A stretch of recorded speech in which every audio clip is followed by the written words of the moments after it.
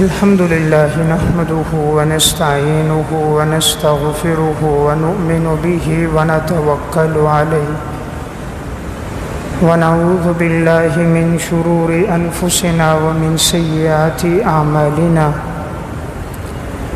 من يهده الله فلا مضل له ومن يضلله فلا هادي له وأشهد أن لا إله إلا الله وحده لا شريك له وأشهد أن محمدًا عبده ورسوله أما بعد فأعوذ بالله من الشيطان الرجيم بسم الله الرحمن الرحيم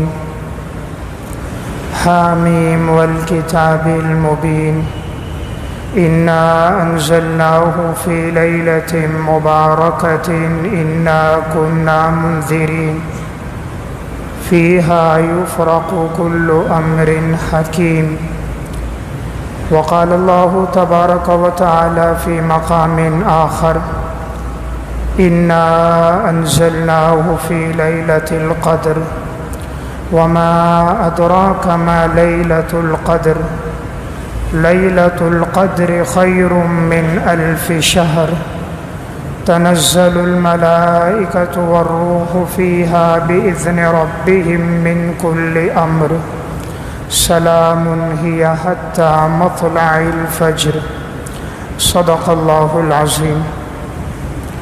میرے انتہائی واجب الاحترام قابل صد احترام بھائیوں، دوستوں اور بزرگوں، آج شعبان کی 14 تاریخ ہے۔ اسلامی مہینوں میں شعبان کا مہینہ 8واں مہینہ کہلاتا ہے۔ اس کے بعد 9واں مہینہ رمضان المبارک کا ہے، 10واں مہینہ شوال کا ہے، 11واں مہینہ ذی قعدہ کا ہے، اور 12واں اور آخری مہینہ ذی الحجہ کا مہینہ ہوتا ہے۔ تو یہ جو شعبان کا مہینہ ہے، یہ اس اعتبار سے بڑا بابرکت مہینہ ہے کہ نبی اکرم صلی اللہ علیہ وسلم رمضان المبارک کے علاوہ جس مہینے میں کثرت سے روزہ رکھا کرتے تھے تو وہ اسی شعبان کے مہینے میں آپ کثرت سے روزہ رکھا کرتے تھے، اور آپ صلی اللہ علیہ وسلم اس مہینے میں عبادت بھی کثرت سے فرمایا کرتے تھے۔ امام بیہقی رحمۃ اللہ علیہ کی کتاب ہے شعب الایمان، اس میں نبی اکرم صلی اللہ علیہ وسلم کی دعا کا تذکرہ ہے۔ جب آپ صلی اللہ علیہ وسلم رجب کا چاند دیکھتے تو دعا پڑھتے تھے، اللہم بارک لنا فی رجب و شعبان و بلغنا رمضان۔ اے اللہ، رجب کے مہینے میں، شعبان کے مہینے میں برکت عطا فرما اور ہمیں رمضان المبارک کے مہینے تک پہنچا۔ تو گویا آپ صلی اللہ علیہ وسلم نے 2 مہینوں کے لیے برکت کی دعا فرمائی، تو انہی میں یہ مہینہ شعبان کا مہینہ بھی ہے۔ آج چونکہ 14 شعبان 1443 ہجری ہے، آج کی جو شب ہے اسے شب برات کہا جاتا ہے، اور عربی میں لیلۃ البرات اسے کہا جاتا ہے۔ شب برات یہ ایک معروف لفظ ہے عوام و خواص کے درمیان۔ شب فارسی زبان کا لفظ ہے، اس کا معنی ہے رات، اور برات کا معنی جہنم سے بری ہونا۔ تو چونکہ اس رات میں بہت سارے لوگوں کے لیے جہنم سے برات ہوتی ہے، اس وجہ سے اس کا نام پڑ گیا شب برات کی رات۔ ایک ہے لیلۃ القدر کی رات اور ایک ہے شب برات کی رات۔ لیلۃ القدر تو وہ ہے کہ جو رمضان المبارک کے آخری عشرے کی طاق راتوں میں ہے، کہ آپ صلی اللہ علیہ وسلم نے فرمایا کہ تم اسے تلاش کرو 21 میں، 23 میں، 25 میں، 27 میں اور 29 میں۔ تو لیلۃ القدر تو وہ ہے جو رمضان المبارک کے مہینے میں ہے۔ تو لیلۃ القدر کا تذکرہ قرآن کریم میں موجود ہے۔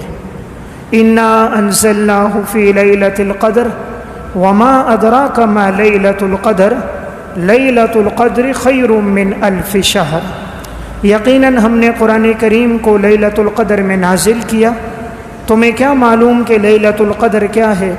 لیلۃ القدر تو 1000 مہینوں سے بہتر ہے۔ تو اللہ رب العزت نے لیلۃ القدر کا تذکرہ قرآن کریم میں کیا ہے۔ سورہ دخان کی جو ابتدائی آیات ہیں، حامیم والکتاب المبین، قسم ہے اس واضح کتاب کی، انا انزلناہ فی لیلۃ مبارکۃ انا کنا منذرین، یقیناً ہم نے اس قرآن کریم کو ایک بابرکت رات میں نازل کیا اور یقیناً ہم ڈرانے والے ہیں۔ قرآن کریم کی ان آیات میں کون سی رات مراد ہے؟ جمہور مفسرین کے ہاں سورہ دخان کی اس لیلہ مبارکہ سے مراد لیلۃ القدر ہے، جو رمضان المبارک کی رات ہے۔ کیونکہ قرآن کریم کی تشریح قرآن سے ہوتی ہے، تو دوسرے مقام پر اللہ رب العزت نے خود وضاحت فرما دی کہ انا انزلناہ فی لیلۃ القدر، کہ ہم نے قرآن کو لیلۃ القدر میں اتارا ہے، تو اس لیے لیلۃ القدر کی جو رات ہے اس کا تذکرہ تو قرآن کریم میں موجود ہے۔ البتہ شب برات کی جو رات ہے اس کا تذکرہ قرآن کریم میں موجود نہیں ہے، البتہ احادیث مبارکہ میں اس بارے میں روایات موجود ہیں۔ صحاح ستہ کی کتابوں میں سنن ترمذی میں روایت ہے، ام المومنین حضرت عائشہ رضی اللہ تعالیٰ عنہ فرماتی ہیں کہ ایک رات میں نے آپ صلی اللہ علیہ وسلم کو بستر پر نہیں پایا، تو میں حضور کو تلاش کرنے کے لیے نکلی، تو میں نے کیا دیکھا کہ آپ صلی اللہ علیہ وسلم جنت البقیع قبرستان میں ہیں اور آپ وہاں پر دعا فرما رہے ہیں۔ آپ نے ام المومنین حضرت عائشہ کو دیکھا تو آپ نے فرمایا، عائشہ کیا تم یہ سمجھی ہو کہ اللہ اور اللہ کا رسول تم پر ظلم کریں گے؟ یعنی تمہارے دل میں کہیں یہ بات آئی ہوگی کہ میں تمہاری باری میں کسی اور کے پاس گیا ہوں گا، تو ایسی بات نہیں ہے۔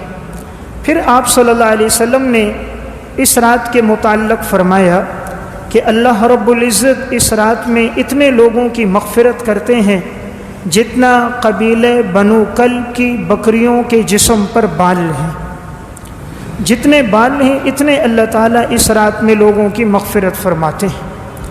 تو رسول اللہ صلی اللہ علیہ وسلم نے تشبیہ دی قبیلہ کلب کی بکریوں کے ساتھ۔ عرب کے قبیلوں میں بنو کلب کا جو قبیلہ تھا اس کی بکریاں بہت زیادہ تھیں، تو حضور نے اس قبیلے کے ساتھ تشبیہ دی۔ پھر قبیلے میں بھی آپ نے بکری کے بالوں کے ساتھ تشبیہ دی، یہ نہیں فرمایا جتنی بکریاں ہیں اتنے لوگوں کی مغفرت ہوگی، فرمایا جتنا بکریوں کے جسم پر بال ہیں اتنے لوگوں کی مغفرت ہوگی۔ اب ایک بکری کے جسم پر کتنے بال ہیں انسان وہ نہیں گن پاتا، پھر قبیلے کے سب سے مشہور قبیلہ اور اس کی اتنی کثرت سے بکریاں اور ان بکریوں کے جسم پر کثرت سے بال، تو انسان اسے شمار نہیں کر سکتا۔ تو جتنا بال کثرت سے اتنے لوگوں کی اللہ اس رات میں مغفرت فرماتے۔ دوسری روایت حضرت علی رضی اللہ تعالیٰ عنہ سے ہے جو سنن ابن ماجہ میں ہے، اس میں رسول اللہ صلی اللہ علیہ وسلم نے ارشاد فرمایا، قوموا لیلہا وصوموا نہارہا، تم اس رات میں قیام کیا کرو یعنی عبادت کیا کرو اور اگلے دن میں تم روزہ رکھا کرو۔ اور فرمایا اس رات میں اللہ رب العزت ما یلیق بشانہ آسمان دنیا پر نزول فرماتے ہیں کوئی جو مجھ سے اپنے گناہوں کی مغفرت طلب کرے میں اس کے گناہوں کو معاف کر دوں، ہے کوئی جو مجھ سے رزق طلب کرے میں اسے رزق عطا کروں، ہے کوئی جو مجھ سے عافیت مانگے تو میں اسے عافیت عطا کروں۔ تو یہ روایت سنن ابن ماجہ میں بھی ہے اور امام بیہقی رحمۃ اللہ علیہ نے شعب الایمان میں بھی روایت ذکر کی ہے۔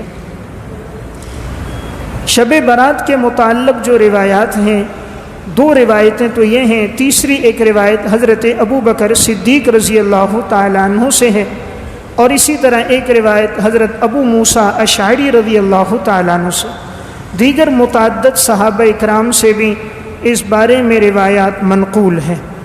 اور بعض روایات میں صراحت بھی موجود ہے کہ اس رات میں اللہ تعالیٰ سب کی مغفرت فرماتے ہیں لیکن مشرک کی مغفرت نہیں فرماتے۔ نمبر 2، اپنے دل میں کینہ رکھنے والا ہو اس کی مغفرت نہیں ہوتی۔ نمبر 3، مسبل پانچے ٹخنوں سے نیچے لٹکانے والا ہو اس کی مغفرت نہیں ہوتی۔ اور نمبر 4، قطع رحمی کرنے والا ہو اس کی مغفرت نہیں۔ اور نمبر 5، جو ڈکیتی کرنے والا ہو، سر عام لوگوں سے مال لوٹنے والا ہو۔ اور آپ نے فرمایا جو مدمن و خمر یعنی ہمیشہ شراب پینے والا ہو اس کی مغفرت نہیں ہے، اور جو والدین کا نافرمان ہے اس کی مغفرت نہیں۔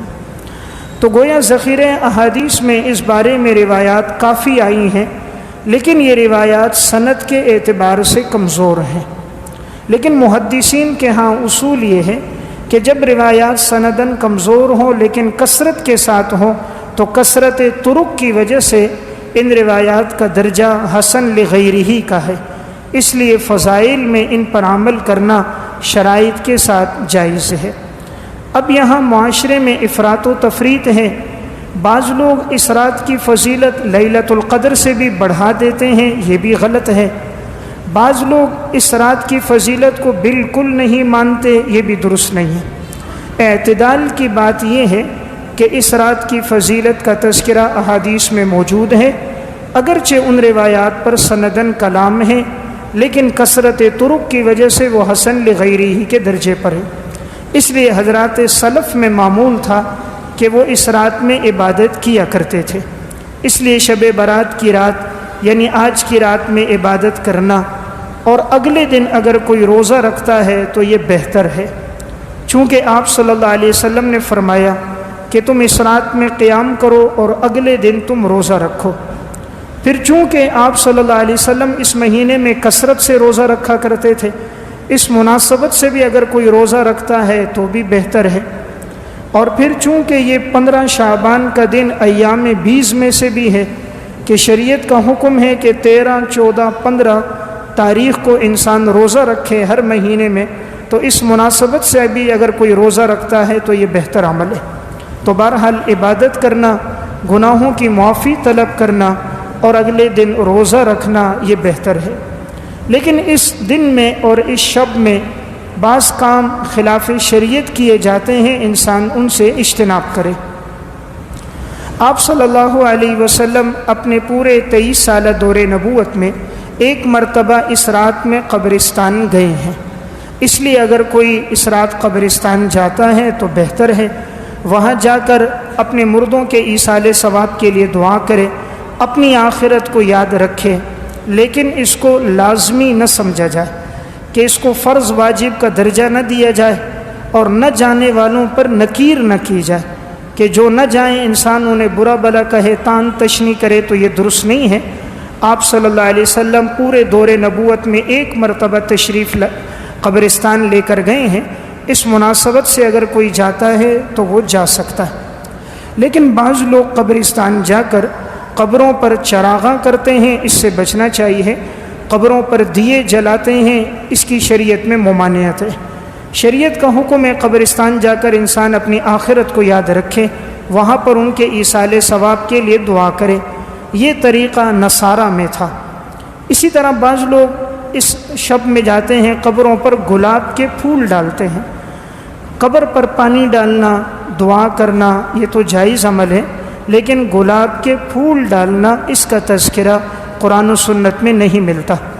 آپ صلی اللہ علیہ وسلم سے کسی روایت میں صراحت نہیں ہے کہ آپ نے پھول ڈالنے کا حکم دیا ہو، اور نہ ہی حضرات صحابہ اکرام اور سلف نے کبھی قبروں پر پھول ڈالے ہیں۔ نبی اکرم صلی اللہ علیہ وسلم کے پورے دور خلافت میں ایک واقعہ پیش آیا۔ آپ صلی اللہ علیہ وسلم میں 2 قبروں کے پاس سے گزرے تھے، آپ کو وحی کے ذریعے پتہ چلا ان قبر والوں کو عذاب ہو رہا ہے، تو آپ صلی اللہ علیہ وسلم نے کھجور کی 2 ٹہنیاں لے کر ان کی قبروں پہ گاڑ دی۔ آپ نے فرمایا جب تک یہ ٹہنی تر و تازہ رہے گی، امید ہے مجھے اللہ سے، اللہ ان کے عذاب میں تخفیف کر دے گا۔ تو کھجور کی ٹہنی گاڑنا تو حضور سے ثابت ہے، لیکن پھول ڈالنا حضور سے ثابت نہیں، اور نہ ہی عرب میں گلاب کے پھولوں کا رواج تھا۔ وہاں کھجور کے درخت کثرت سے ہوتے تھے اور ان پھولوں کا وہاں رواج نہیں تھا۔ یہ پھولوں کی پیداوار ایشیا میں بر صغیر میں زیادہ ہے، پھر حضرات صحابہ اور سلف سے بھی یہ منقول نہیں ہے، تو اس لیے بہتر اس رات میں مردوں کے لیے دعا کرنا اور اپنے لیے دعا کرنا یہ بہتر عمل ہے۔ بعض لوگ اس شب میں حلوہ تقسیم کرتے ہیں اور اس کو ثواب سمجھتے ہیں کہ اتنی نیکیاں ملتی ہیں، اتنے گناہ معاف ہوتے ہیں۔ یہ بات بھی درست نہیں ہے، کسی حدیث میں بھی حلوے تقسیم کرنے کا تذکرہ موجود نہیں، نہ ہی حضرات صحابہ اور تابعین نے اس رات میں حلوے تقسیم کیے ہیں، اس لیے انسان اس سے اجتناب کرے، یہ عمل بدعت ہے۔